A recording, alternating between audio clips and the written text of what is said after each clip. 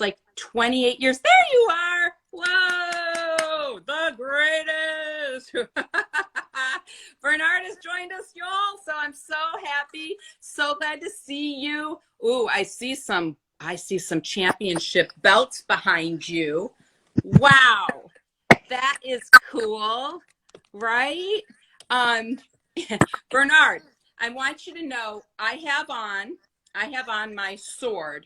This is my outfit. It's the closest thing to an executioner. You guys, they called him the executioner. I have dressed for you. And wait, I have one more thing. I have my I have my Bernard Hopkins executioner cape. All right, I'm turning off comments, you guys, because everybody says comments are annoying. So I just turn them off. Bernard, I'm going to let you speak. Hello. Hi. It's just, so the technology is so advanced. You got to catch up with the advancement. So, but we're here, and you never give up, and that's part of my life and part of my story. You never give up. Never give up. And I think if you can come a little closer to the phone, we're going to hear you better. Yeah, like when you're up like that, it's the best, because otherwise I can't hear you. We'll throw some of those belts in the screen as time goes. Yeah. So wait, Bernard, let's start with the executioner pose. All right, you guys, he comes out like this and then does that. Let's do it together. Look him in the eye. That means they go, right? You look right at your opponent, and you like this, and then as soon as Michael Buffer says, "And let's get ready to," and then Well, you guys, Bernard is a master. As I learned Bernard's story, I was just blown away. Bernard is a master at the psych out. And in boxing, you told me, one of the most important things, besides being in top physical condition, is psyching out your opponent, right? the mental warfare, the mental challenges, all these things has a lot to do with how you react physically. Because if the mental is not right, physically will never be exposed. Yes, right. So listen, you guys, he told me a story. I said, Bernard, what was one of the most memorable stories? Tell the story about the Puerto Rican flag and your opponent. This is a great, you'll never forget this story, you guys. Tell this story. That in 2001, it was a big unification, and it was in New York City. Well, that year, of course, 9/11, a tragedy that, and I will never forget on two fronts. One, what happened to our country or the city and the American people, and also the greatest night of my career and the greatest achievement by becoming the undisputed. It hadn't been done in 15, maybe 16 years by the great, marvelous Marvin Hagler. And do it in those circumstances. Under those circumstances, all that was going on was a big achievement for me. And that was something that I'll never forget. And it was one of my highlight moments of my life in boxing. Because it's right after 9/11. Everybody in the world's hit by it, but Americans, it's a really tough, scary time. It's an insecure time. You don't know what's happening. And you guys, Bernard has to go into the ring and fight. And you told me Madison Square Garden, was it? Yes. Madison Square Garden, 20,000 people watching. And he's got to forget 9/11, forget that he saw the buildings fall, forget that the whole world is in horror, and fight. And you won. You won. But it was what? My composure in that ring to keep my calmness, but also be effective. It was 20,000 plus people in the arena and millions watching across the world. This was on HBO. It was on a pay-per-view fight. And it was also a moment where Trinidad had just got a decision over my partner, Oscar De La Hoya, and he was undefeated. So he already had the momentum of star power even more now than ever. And so this was a time in boxing history. You know, we don't all get together in a division of boxing, which is over 25 divisions. And normally they don't get together and unify and become one champion. And when that happens, I mean, it's like seeing an eclipse. It's like seeing something you don't see every day. And that happened because of 9/11. So all the boxers come together. Excuse me, I'm getting on my knees here. All the boxers come together as one. And it's like, we are united because we're America. We are the greatest, and we're gonna show we're gonna win. So I was telling everybody about you, about your story, growing up in a rough area, like circumstances, like you wind up in the juvie system, you wind up in prison, you say, this isn't going to be my life. You get out at 25 and you become the world's greatest. In my talking to you, what I learned is you are three things that are extraordinary. You have an unbelievably strong mind that when you put your mind to something, that's it. It's going to happen. You are incredibly disciplined. You don't go out partying, you didn't celebrate, you didn't hit the clubs. Every time you won a title, you went home, you took care of yourself. And up until now, the reason why you could win a fight at 46 and 52 and continue a boxing career is because that drive, that competitiveness, that discipline, and that control, self-control, your body and mind are like one. You said you're in great shape always. Yes. Yep. So part of that success by, getting up early, go to bed early, being rested mentally and physically. Because if you're not rested mentally, then a lot of things can happen. You're unprepared. And so these things and these attributes that I live by today, at 2021, I am still that way when it comes to proper rest, sleep, in the bed early, up early. I wouldn't be surprised if you said you were fighting again. But, I asked you because this girly girl, right? Like, I'm like, oh, when you go in the rink, are you scared? Can you not sleep at night? Are you nervous? Do you get anxiety? What'd you tell me? I told you, I believe, yes, it hits you, but it's more of an excitement, nervous.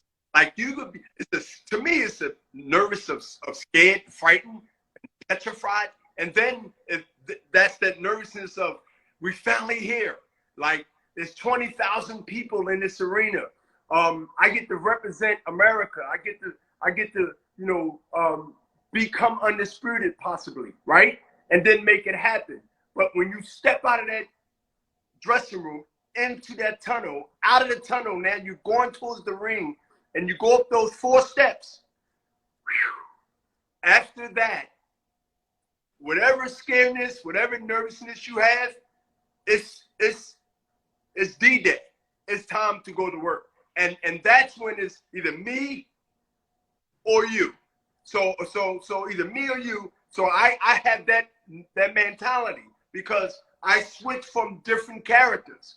I'm not the same person at the press conference that I am in the dressing room. I'm preparing to be the executioner at that time. And then when time moved on, I became the alien. So yes, everything was calculated. I'm a very calculated person in my personal life and also in my athletic life and business life. You have to be calculated to be effective, I believe. Yeah, I think it's so cool because you guys, can't you picture, like, what do we know? We know Rocky, right? He's walking through the tunnel, So you did this 67 times. You were in the room, you're preparing, they say showtime, right? You walk through the tunnel, you go up the stairs, you're in the boxing ring. I love how you made that come to life for us. And then what goes through your head is game on. Everything else goes away and you're like, it's him or me. He's going down. He's my opponent or another champion possibly, this is his day of execution. Yeah. I played to that character. And you know what? Just for safekeepings, I train that way. I rest that way. I run miles and miles over the 8 weeks of training up in big California or somewhere in a high altitude. So it's not like I'm just all show, all fluff. Just for my backup. See, this is what people got to understand when they see what we're doing and saying right now. I'm giving lessons, and I've always done that. I give lessons in the teaching. This is all what you need to prepare for, just in case your bluff is called. It's extreme discipline, you guys. Like everything about Bernard is extreme discipline. He's a champion. He wants to win. When I said to him, 67 fights, 55 wins, 8 losses, 20 titles, he goes, 8 losses. He's like, I shouldn't have had 1 loss. Oh my God, is that your executioner hat? Mask? Oh my God, how scary is that? Like if you're standing across from you and you've got that on and then you go like this, it psychs them out, doesn't it? I look right on the campus to see if the guy on himself, because I know for a fact that he's scared to death, because when they see that mask and they see why I'm doing all this, and then, you know, you got these big guys with swords and no shirts and tights on, and they sitting there like you're ready to rip your head off. Exactly. The X-Men. They call the X-Men. And guess what, Lori? When I look at my opponent, he has to think about that. He has to think it because it's back to the mental. He's thinking, this guy's crazy. I prove it to him. That's the case. You must prove what you say you're going to do, and you do that earlier than later because you don't want confidence to build up as the rounds go. It's a 12-round fight, 3 times 12. That's fascinating. Now, you guys, basically, he's saying, because he gets the name Executioner because his very first professional fight, he loses. He says, never again. He gets the next fights in Rochester, New York. He flies there, 15 minutes, first shot on ESPN, and he knocks the guy out so fast, so well that they said, the announcers and the press were like, this guy came in and he executed him. And he, in his branding, in his mind, he creates, you know what? I'm becoming the executioner. And that's where this, and that black leather hoodie thing you put on, that's where that comes from. Kind of genius, you guys, because he's branding himself and at the same time psyched out his opponents. Now, what? That because I've since I was small, God bless my mother, rest in peace.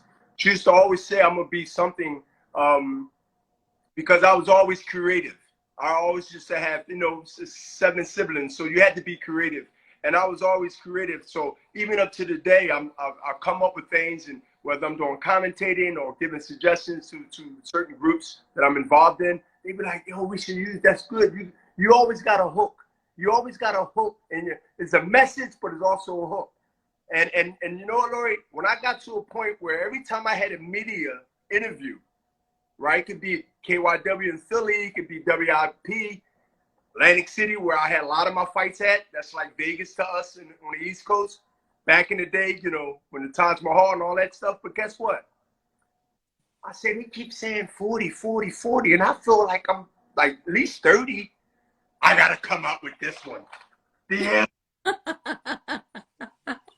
You guys, so that's the alien.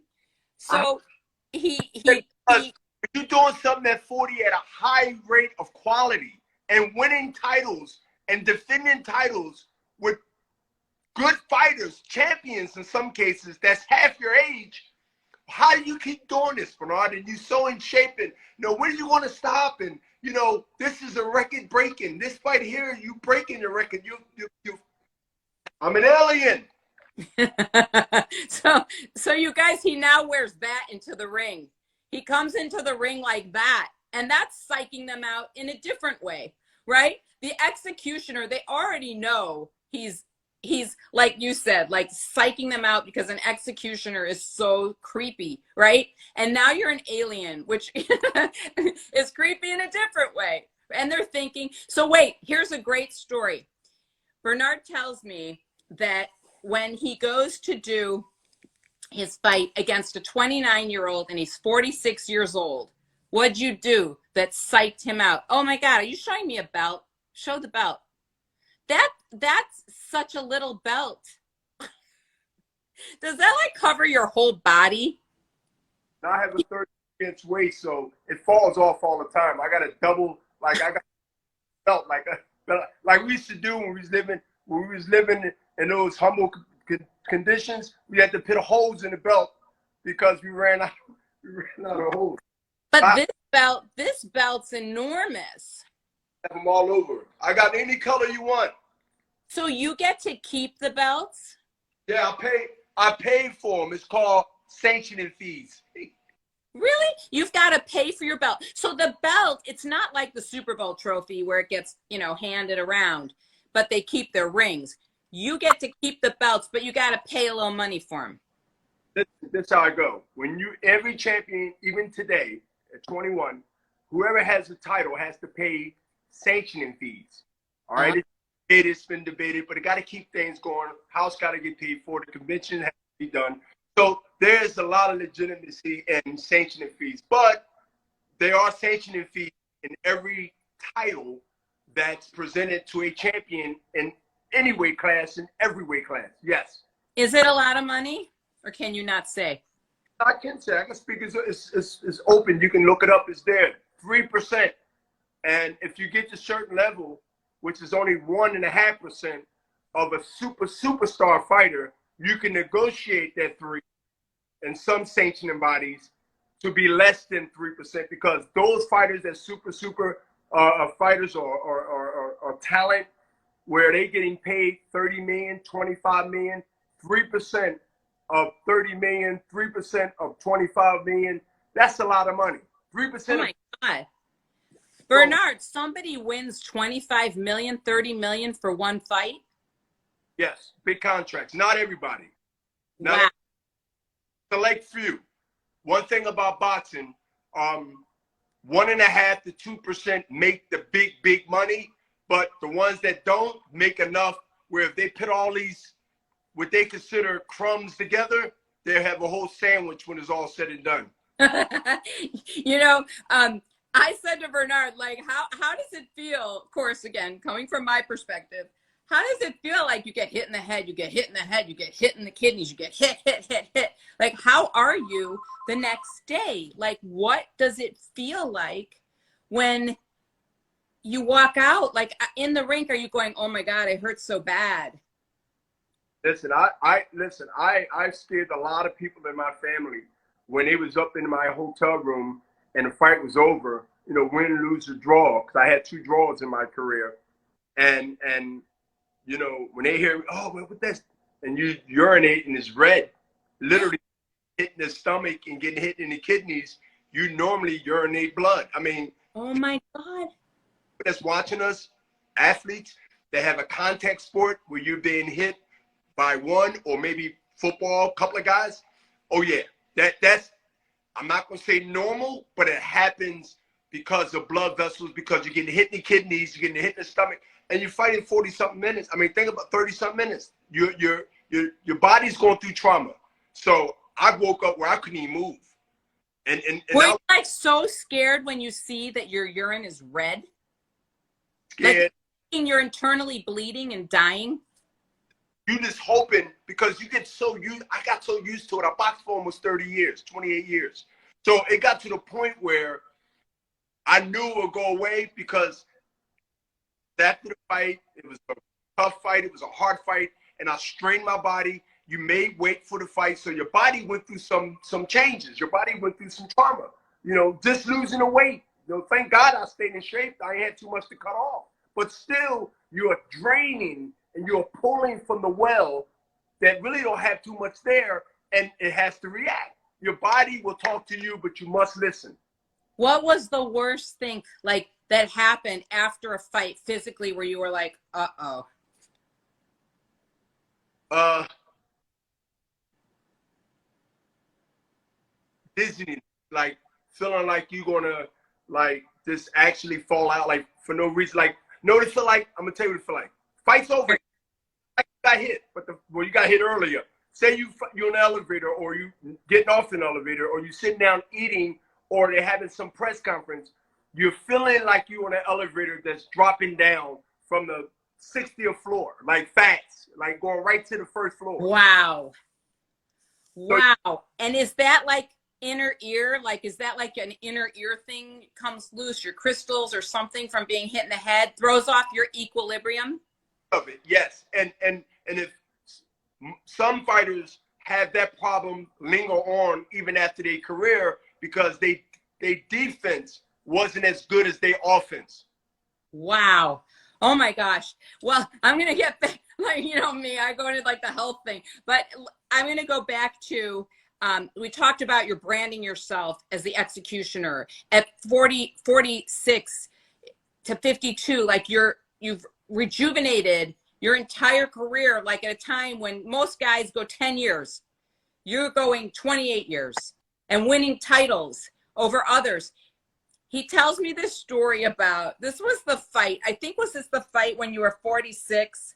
Oh, yes. He's in Toronto. He's 46 years old, and the guy he's fighting is 29. What'd you do? I seen him first before I say it. I seen Jean Pascal, she's talking about, everyone. And he beat me to the stool. He beat an old man to his stool to sit down. That to me, from a quick split second, I've seen this guy sitting down before me. That was a moment of opportunity. And just like anything in life, because I've been given a second life when I came home in 1988 from the penitentiary, with 9 years of parole hanging over my back, I took that opportunity and said, I'm going to do at least 8, 7, I believe it was 7 push-ups to let him see. Now, I'm going to take about 2 or 3 seconds of that rest time that I'm supposed to be sitting there getting water, getting ice, Vaseline, and I know that's dealing with the mental, and then I know I can destroy him physically, because the crowd in Montreal went ballistic. They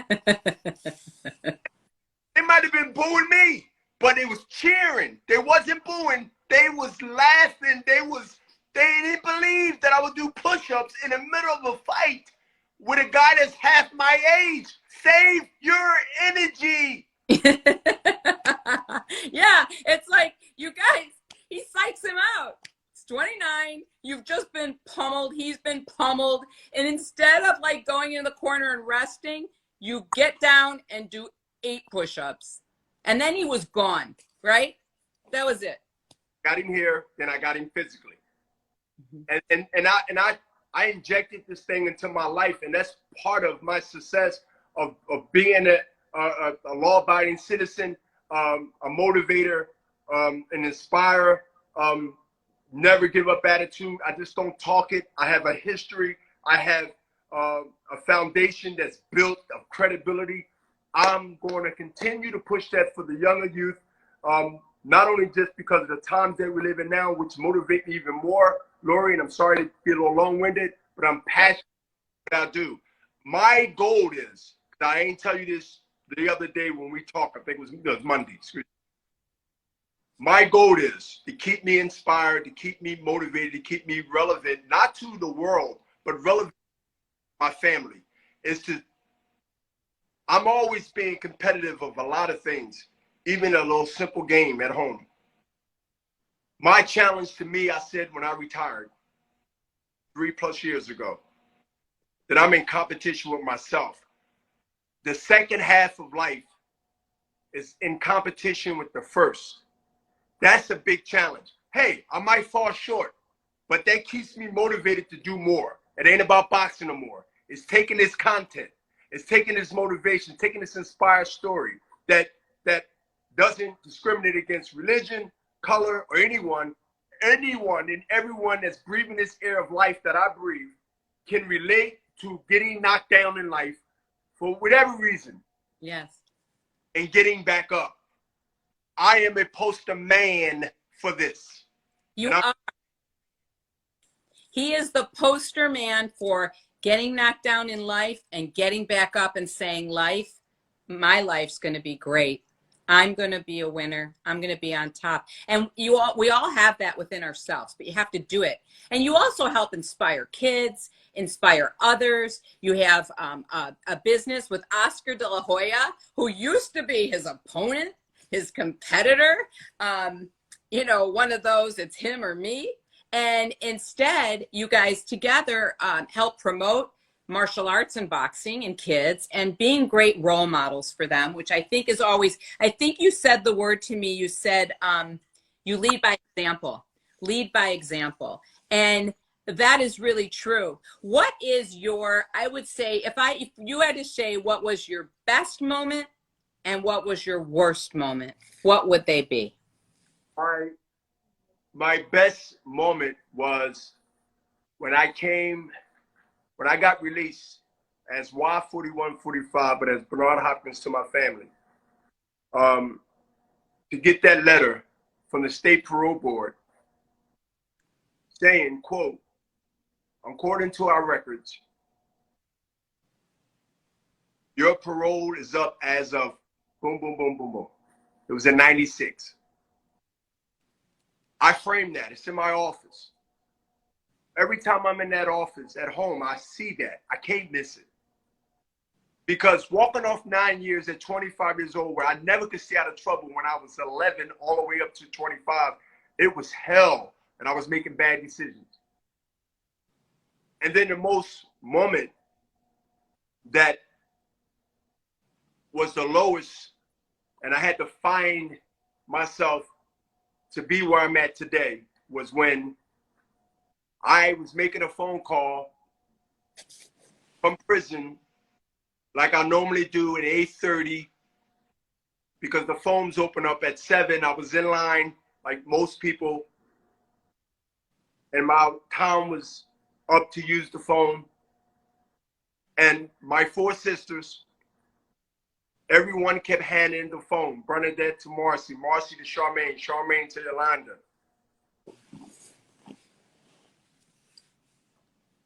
Your brother got killed last night. He was a year younger than me. So sorry. 3 years in a row. My sister Bernadette turned 57 February 14th. I just turned 56 January 15th, 65. She was 64. Michael Derek Hopkins would have been 55 January 29th, just passed 2 weeks ago or a week ago. So and the reason this was so important that I say this, I couldn't show that to the inmates when I came out of that little booth and walked down that hall and go back to my cell where I had to ball out.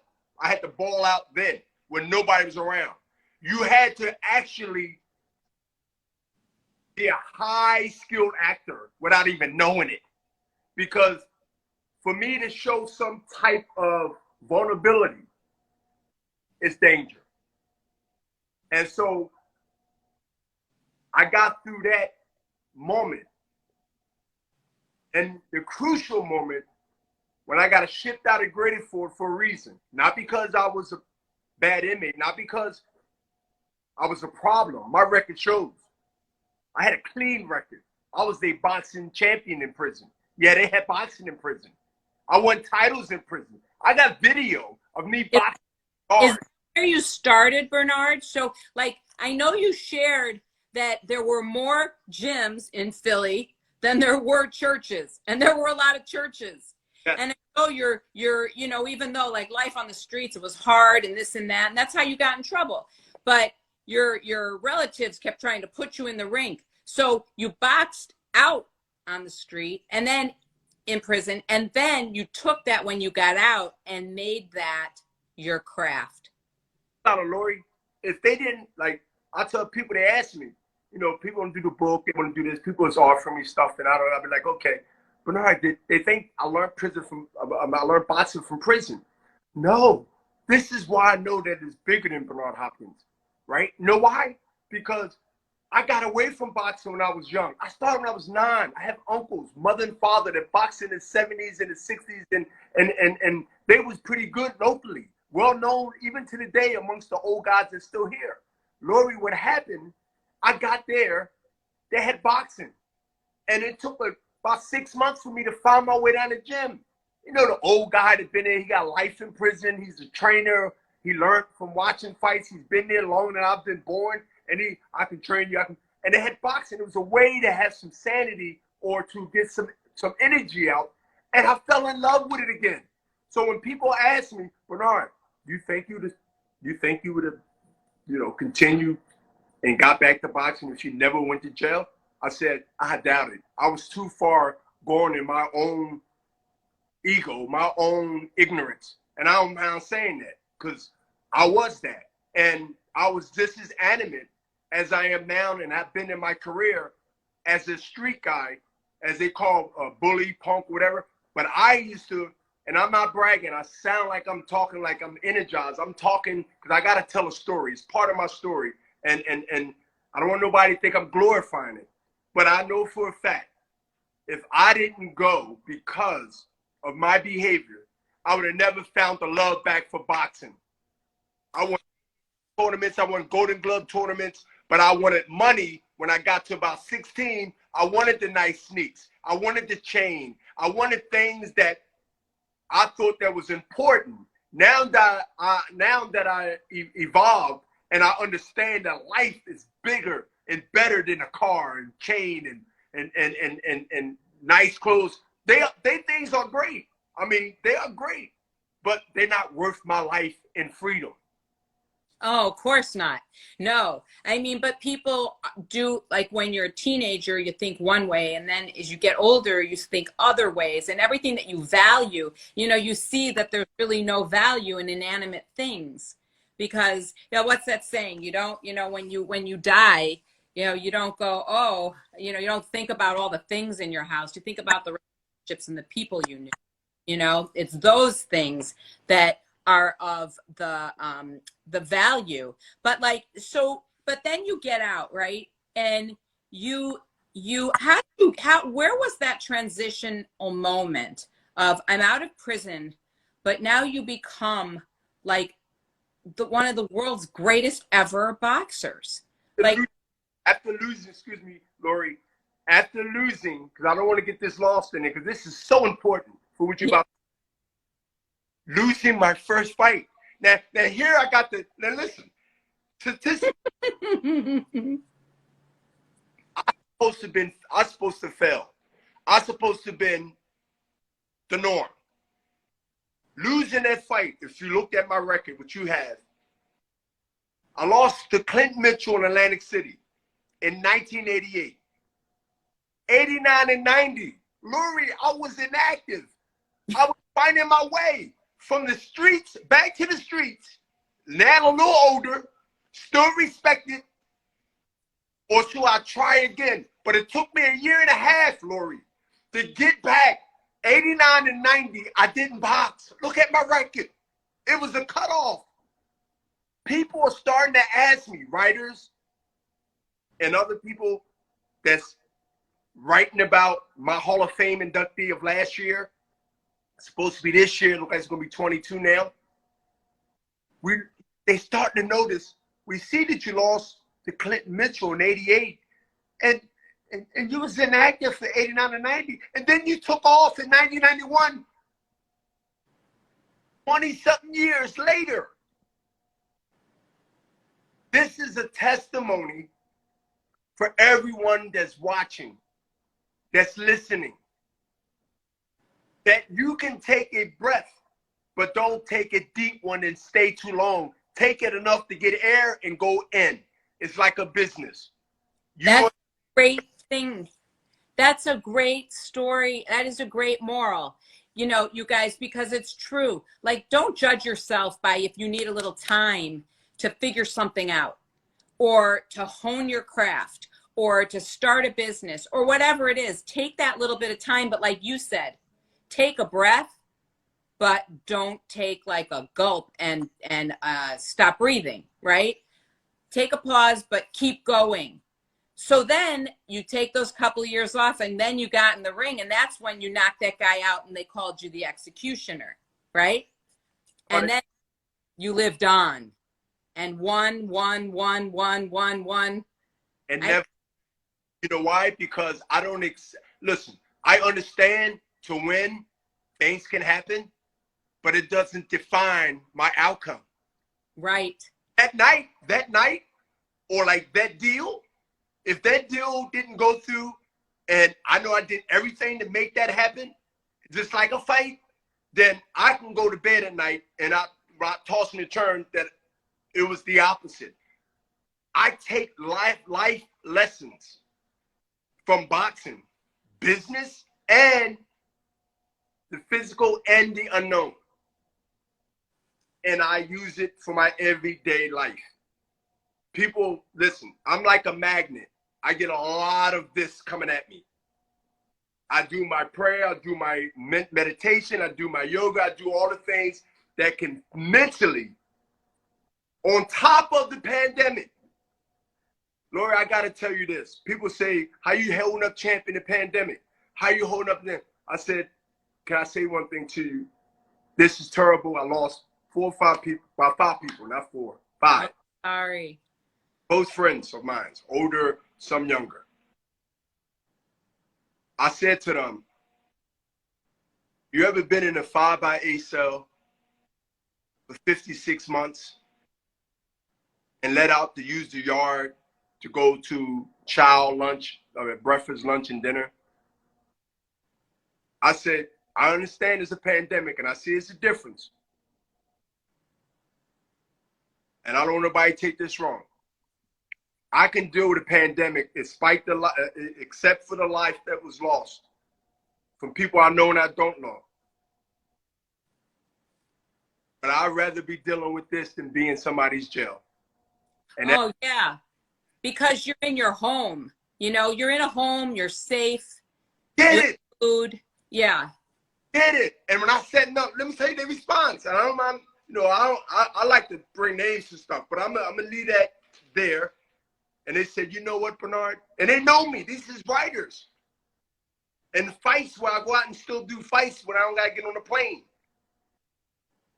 Of this last year. You know what, Bernard? I didn't think of that.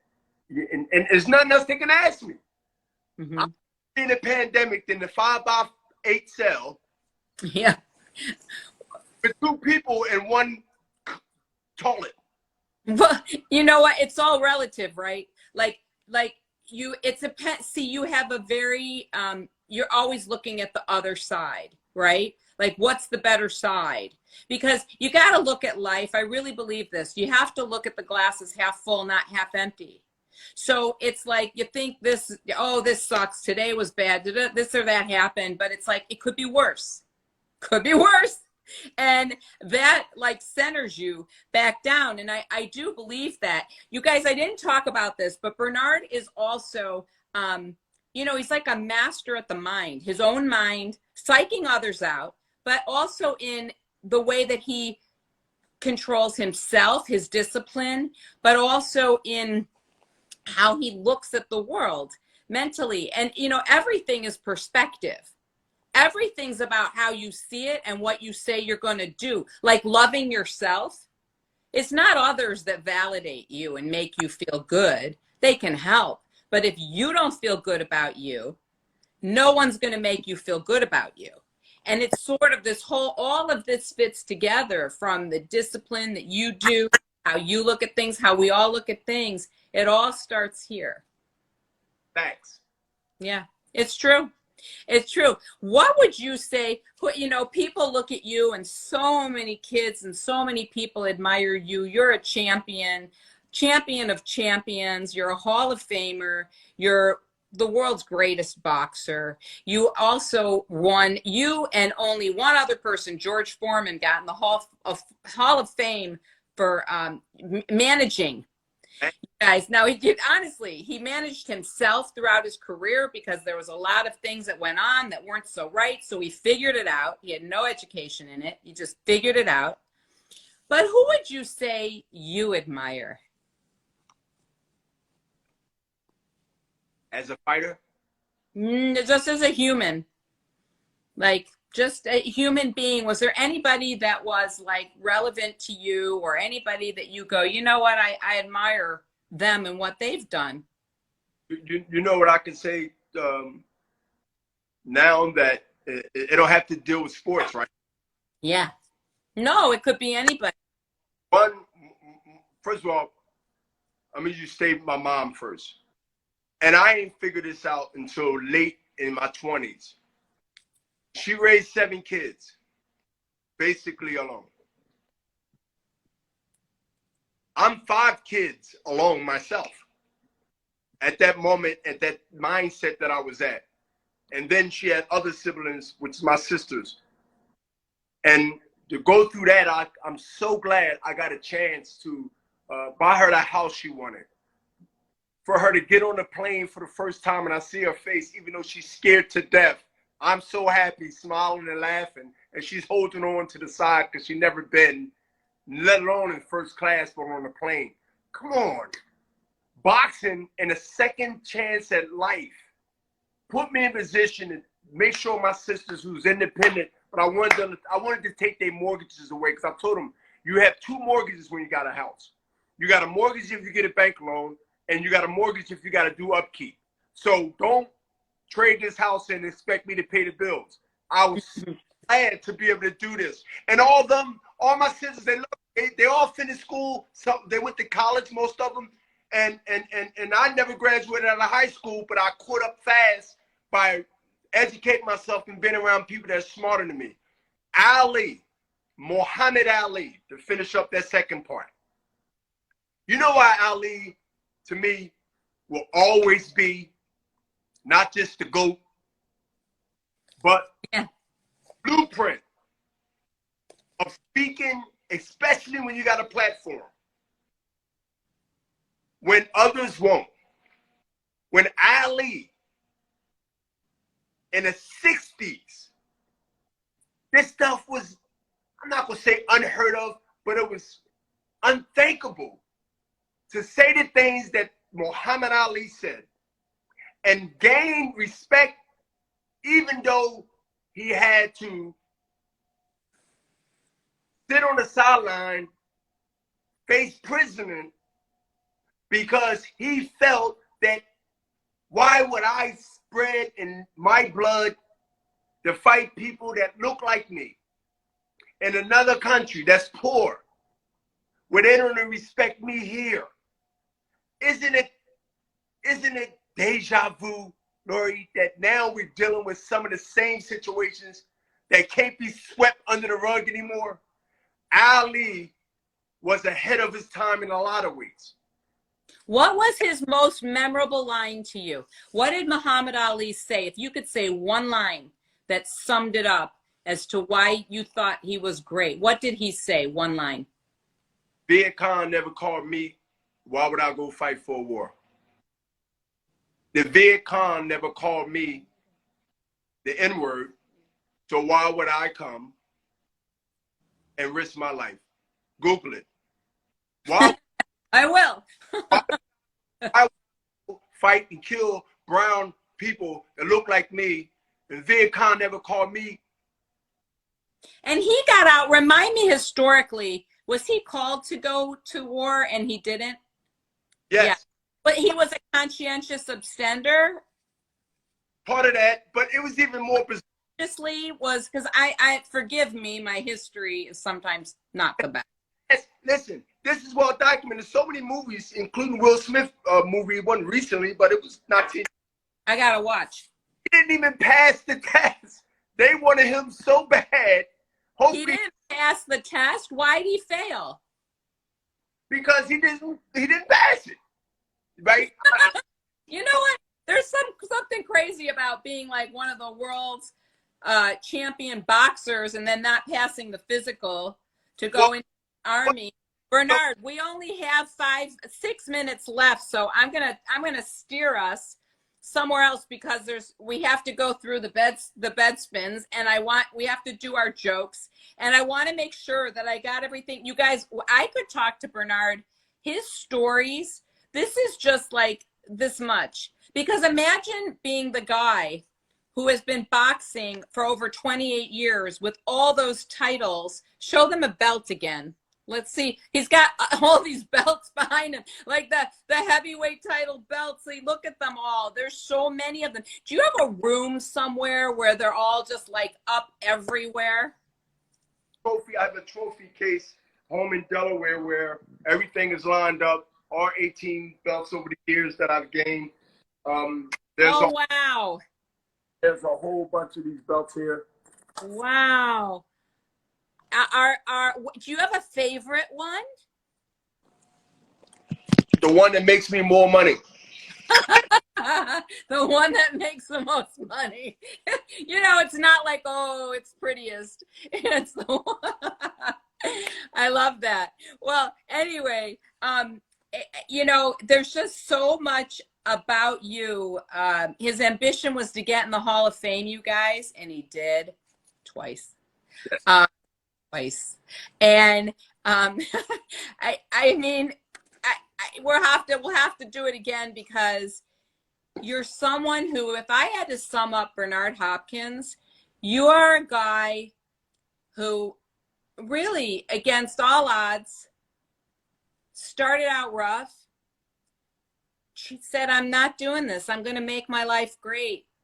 And you turned your entire life around and you became the world's greatest. And he is probably, I mean, honestly, I don't know any other boxer. There is no one. You are the oldest world champion boxer, but you are also one of the oldest people in sports to win at your game, although at your age. No one else has done that. No one else, you guys. Who would step into a rink at 52 and box? It is the most brutal physical thing. I can't think of anything more brutal. I know we ain't got that much time, but just think about it. Even now, it shows how important and how unique this is. Look at Brady. I mean, Brady's 46 years old. The NFL, this is not normal.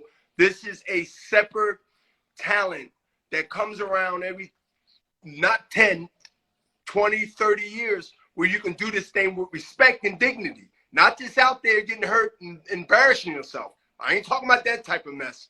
But this is something I'm grateful for. But it took hard work, a lot of prayer from a lot of people, and of course I had a team. Couldn't do it myself. And the thing is, continue to outdo yourself if you're not satisfied with what you've done yesterday. Yes, it's all right. Are you ready for the bed spins? Because It's going to be fun. I got to walk you over here to my little magic wheel. I'm spinning for you. Oh, one person on a plane. So I kind of asked you this question in a way, but if you could be on an airplane with one person, dead or alive, sitting next to you, who would that be? If I could be on a plane, one person, dead or alive. Ooh. Yeah. I know everybody else out there is thinking about it, aren't you guys? Because that is a new Bed Talks question. I have never asked that one before. So I know a lot of you are going to be writing me going, oh, I like this new question. Somebody I love more, somebody I love real dearly. Well, I would want to be there with somebody that I care about and I love. And that's the key, because if you made that commitment, then that's who I want to be with. So you haven't picked that yet? No, but I it's coming. Listen, you guys, the bottom line, I was going to ask Bernard if he's tenderhearted or, you know, like if he ever felt sorry for his opponents. Did you ever feel sorry for anyone? Yeah, I did. I feel sorry for, I can name that person. I feel sorry for I beat him and Equity. Who was it? Segundo Mercado. Why'd you feel sorry for him? Because when we fought in his country and we fought to a draw, which I believe I won, but they gave it a draw, he had to come to the States in Landover, Maryland, and I knocked him out. So I felt sorry for him that he had to come now and faces execution because he skipped it by a draw in this country. So yeah, I knew I was going to be the champion, and I held that title for 10 years out of that 12 years defending it. So you guys, a world champion boxer, the executioner, the alien, the guy who's like, it's him or me, it's him, can also have a tender heart. Just saying. So Bernard, it's time for the joke round. I have one for you, but I will let you go first. Do you have a favorite joke to share with all of us? Well, I got to come up with a joke. Man, what joke it is, because we ain't time. I'm not going to put you on the spot. You got one? Yes, I'm so fast. And this is the name that we brought up early. I'm so fast, if you turn the light switch off, I'll be in the bed before it gets dark. All right, I got one for you. I always try to make my jokes fit the person who is on with me. So, what is a boxer's favorite part of a joke? The punchline. The punch. Oh. Sorry. Wah, wah, wah. Because I should have known that. I should have been. You know what? Listen, we try. I mean, you got to giggle a little. It's like I know I'm a little tight. I got to loosen up. I'm still working. No, listen, you have been absolutely a pleasure. I know everybody. I can see all the little bubbles floating up on the side. Everybody's really enjoyed this. I think you have just such an inspirational story. I hope that it has uplifted everybody listening today, because really, I think that one of the best things for everyone is always hope. If you can hope that things will get better, that you can make things happen, that if you always keep that in your soul, you are living proof that you can change your life and you can make anything happen. So, real. Hope is real. Hope is real. And you lived it, you did it, and you're the world's greatest. So, Bernard, thank you so much for joining me on Bed Talks. I know everybody loved it. I will say namaste. And until the next Bed Talks, we will hold up that belt one last time. We'll go, oh, all right, go out with the hood. The executioner out.